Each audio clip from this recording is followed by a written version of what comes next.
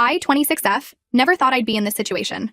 My older sister Natalie, 28F, recently married my ex-boyfriend Ryan, 31M, who I dated for 2 years in college. Our relationship was toxic and abusive, but I didn't realize how bad it was until after we broke up. Growing up, Natalie and I were inseparable despite our 2-year age gap. We shared a room, clothes, and secrets. Our parents, both busy lawyers, often worked long hours, so we relied on each other for companionship. We'd spend hours playing make-believe in our backyard, creating elaborate fantasy worlds where we were princesses or spies. As we got older, our bond remained strong. We'd stay up late talking about boys, our dreams for the future, and our fears. Natalie was always the more outgoing one, while I was shyer and more reserved. She'd encourage me to come out of my shell and would always stick up for me if anyone tried to bully me at school. When Natalie left for college, it was hard being apart for the first time. We'd call each other every day, and I'd visit her on weekends whenever I could. She'd tell me all about college life, and I couldn't wait to join her. When it was finally my turn to go to college 2 years later, I was thrilled to be reunited with my sister. We'd always talked about going to the same school, and now our dream was coming true. It was during my freshman year that I met Ryan. He was a junior and seemed so mature and worldly to my 18-year-old self. We met at a party Natalie had brought me to. She was friends with Ryan's roommate and introduced us. Ryan was charming and attentive, making me feel special in a way no guy ever had before. He asked for my number that night, and we started texting constantly. Our first date was magical. Ryan took me to a fancy restaurant off campus, somewhere I'd never have been able to afford on my own. He ordered wine for us both, even though I was underage, making me feel sophisticated and grown up. We talked for hours about our families, our dreams, our favorite books and movies. It felt like we had everything in common. Things moved quickly after that. Within a few weeks, we were officially a couple. I was head over heels in love for the first time. Ryan would surprise me with flowers and little gifts. He'd leave sweet notes in my textbooks for me to find during class. He always wanted to spend time with me, which I found flattering. Looking back, I can see the red flags that were there from the beginning. Ryan would get jealous if I talked to other guys, even just classmates working on group projects. He'd question me about my male friends and suggest I shouldn't hang out with them anymore. He'd make comments about my clothes, saying certain outfits were too revealing and I should change. But at the time, I thought he was just being protective, and that it meant he really cared about me. As the months went by, Ryan's controlling behavior escalated. He'd get angry if I didn't answer his calls or texts right away. He started showing up unannounced at my dorm room or the library where I was studying. He'd accuse me of cheating if I was even a few minutes late meeting him somewhere. I started walking on eggshells around him, afraid of setting off his temper. I confided in Natalie about some of Ryan's behavior, but I downplayed how bad it was. I was embarrassed to admit I was in such a toxic relationship.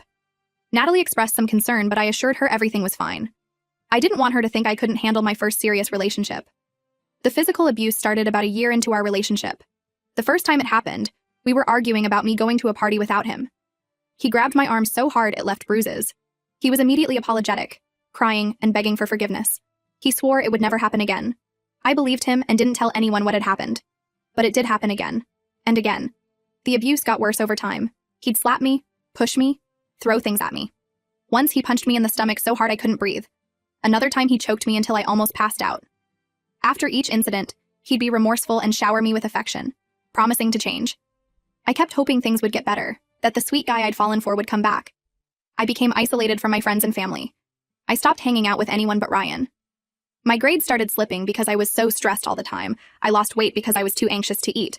Natalie noticed the changes in me and tried to talk to me about it, but I pushed her away. I was ashamed and afraid to admit what was really going on. The final straw came just after my 21st birthday.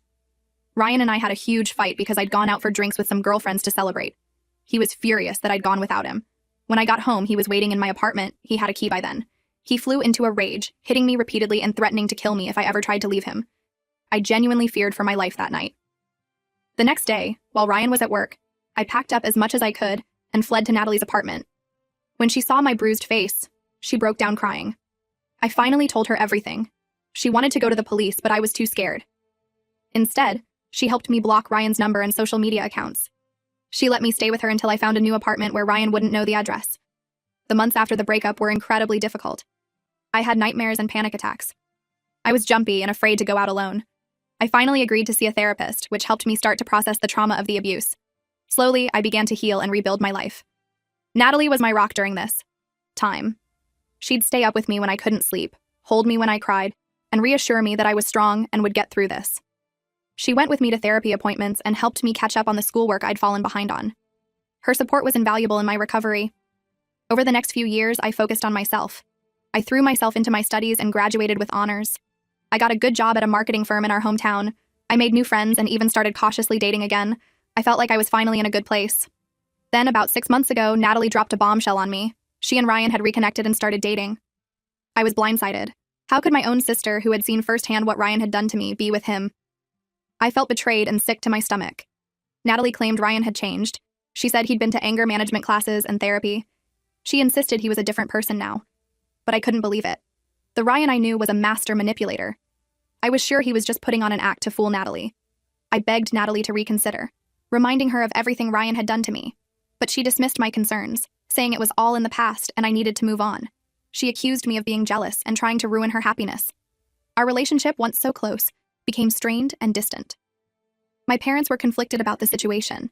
They didn't approve of Natalie dating Ryan, knowing what he'd done to me, but they also didn't want to alienate their older daughter.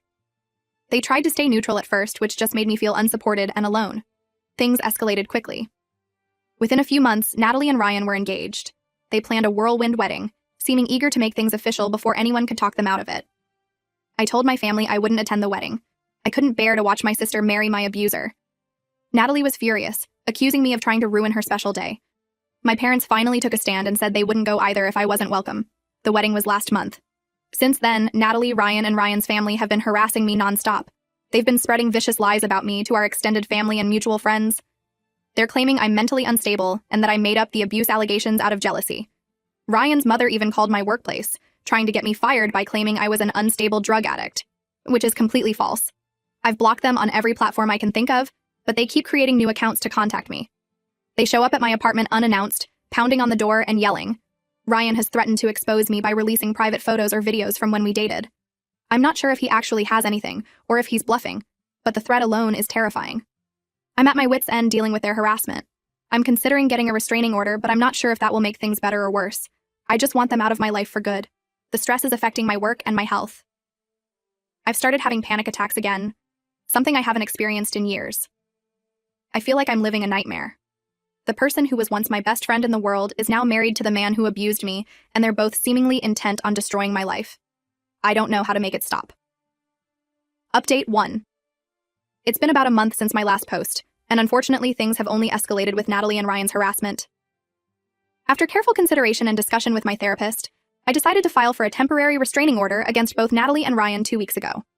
I had compiled extensive documentation of their harassment, screenshots of their constant messages and emails, security camera footage of them showing up uninvited at my home and workplace, and recordings of threatening voicemails. The judge reviewed the evidence and granted the temporary order. We have a hearing scheduled next month to determine if it will be made permanent. Natalie's reaction to being served with the restraining order was explosive. She showed up at our parents' house in a rage, screaming and crying about how I was tearing the family apart. She accused me of being vindictive and trying to punish her for being happy. Our parents, who have become much more supportive of me in recent weeks, stood firm. They told Natalie that she had brought this on herself by choosing Ryan over her own sister. Ryan's response was even more disturbing. He started leaving threatening voicemails for me at work, blatantly violating the restraining order. In one particularly chilling message, he said he was going to make me pay for trying to keep him away from his wife. He said I would regret crossing him and that he knew people who could take care of me if he wanted.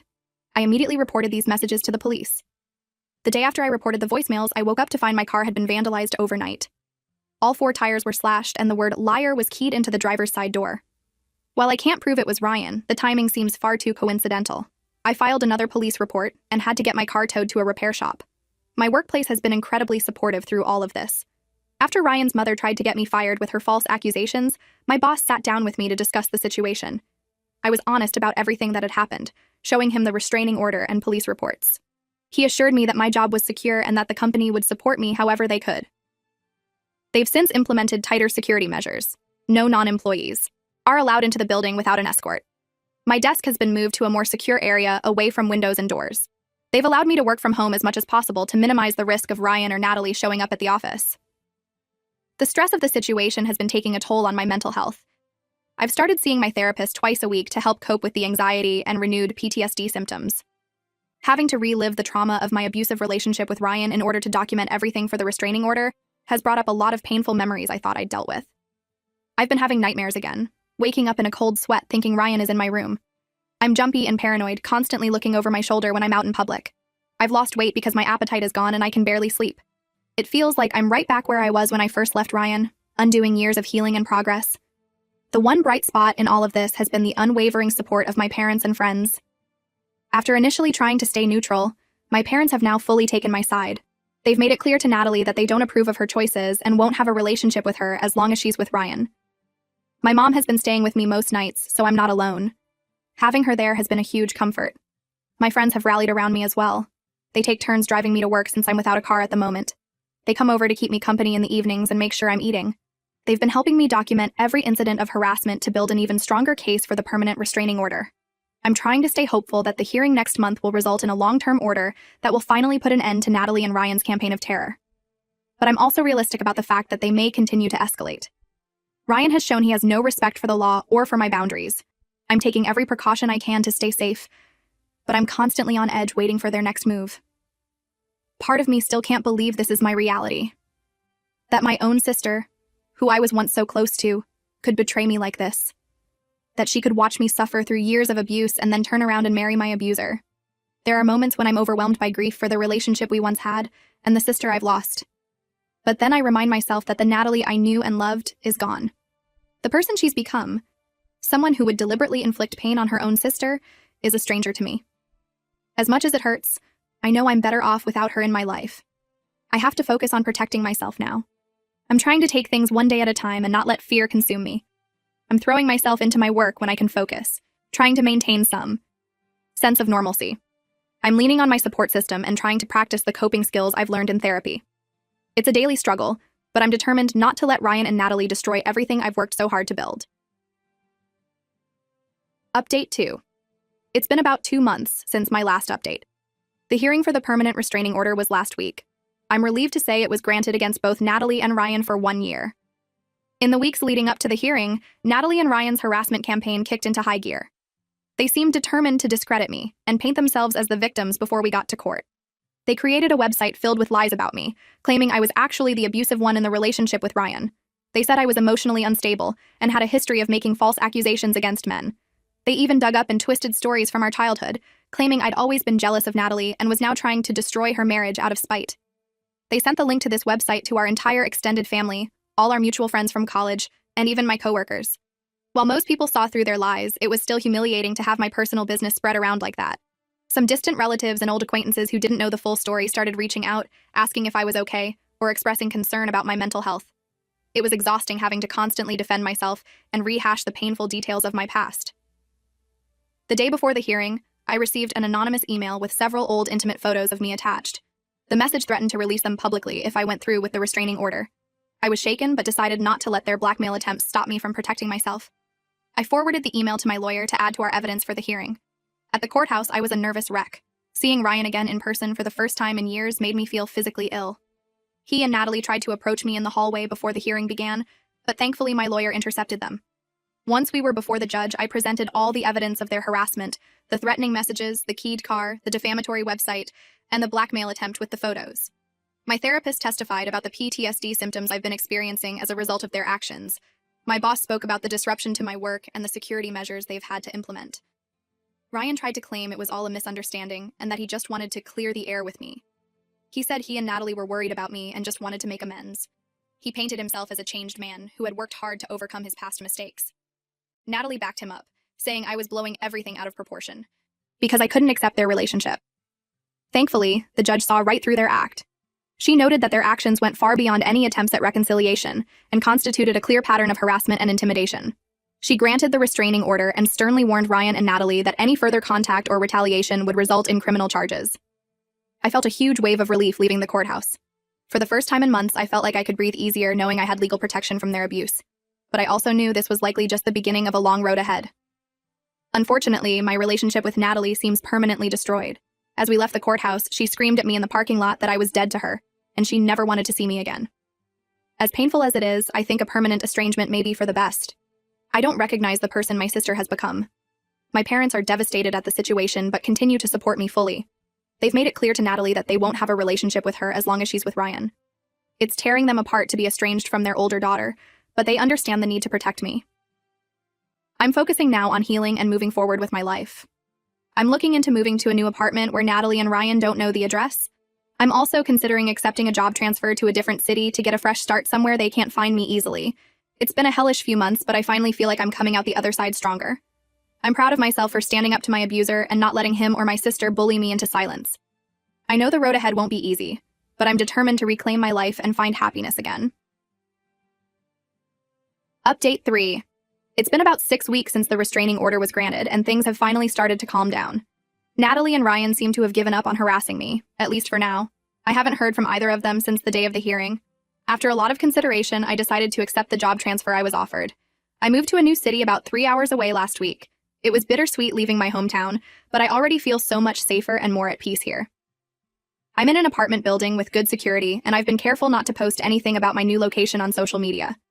The company I work for has been incredibly supportive through this whole ordeal. They're letting me work remotely most of the time and have implemented extra security measures for when I do go into the office. My new team has been welcoming, and it feels good to throw myself into work without constantly looking over my shoulder. I'm slowly settling into my new apartment and trying to make it feel like home. I've joined a group for domestic violence survivors, which has been really healing. It helps to talk to others who understand what I've been through. I'm making an effort to get out and explore my new city, trying to push past the anxiety and reclaim my independence. My parents came to visit last weekend to help me unpack. It was emotional saying goodbye to them, knowing I won't see them as often now, but they agree this move is what's best for my safety and mental health. They've promised to visit often, and we've set up weekly video chats to stay connected. They updated me on the situation with Natalie. Apparently, she showed up at their house a couple weeks ago in tears, saying Ryan had hit her during an argument. They tried to convince her to leave him, but she made excuses for his behavior and went back to him the next day. It breaks my heart to know she's now trapped in the same abusive cycle I was. I hope someday she finds the strength to leave him, but I know I can't be the one to help her. I need to protect myself first. I'm cautiously optimistic about this new chapter in my life. For the first time in months, I'm excited about the future instead of living in constant anxiety and fear. I know there may still be tough times ahead, but I feel stronger and more capable of handling whatever comes my way. I'm working on rebuilding my support network here. I've reconnected with an old college friend who lives nearby, and she's been showing me around the city. I'm looking into joining some hobby groups to meet new people. My therapist helped me find a new counselor here to continue my treatment. There are still moments when I'm overwhelmed by everything that's happened.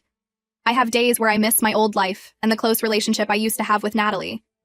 But then I remind myself of how far I've come and how much healthier and happier I am now. I'm focusing on self-care and rediscovering the things that bring me joy. I've started painting again, something I loved in college but gave up during my relationship with Ryan. I'm taking a yoga class and learning to cook new recipes. Small steps, but they help me feel like I'm reclaiming pieces of myself. I know this journey isn't over. I'll likely be dealing with the aftermath of the abuse and the fallout with my sister for years to come. But for the first time in a long time, I feel hopeful about the future. I'm proud of myself for being strong enough to leave, to stand up for myself, and to start over. Thank you to everyone who has supported me through this nightmare. Your kindness and encouragement helped me find the strength to stand up for myself and reclaim my life. I'm eternally grateful, and I hope my story can help others who might be in similar situations. If you're in an abusive relationship, please know that you're not alone and that there is hope for a better future.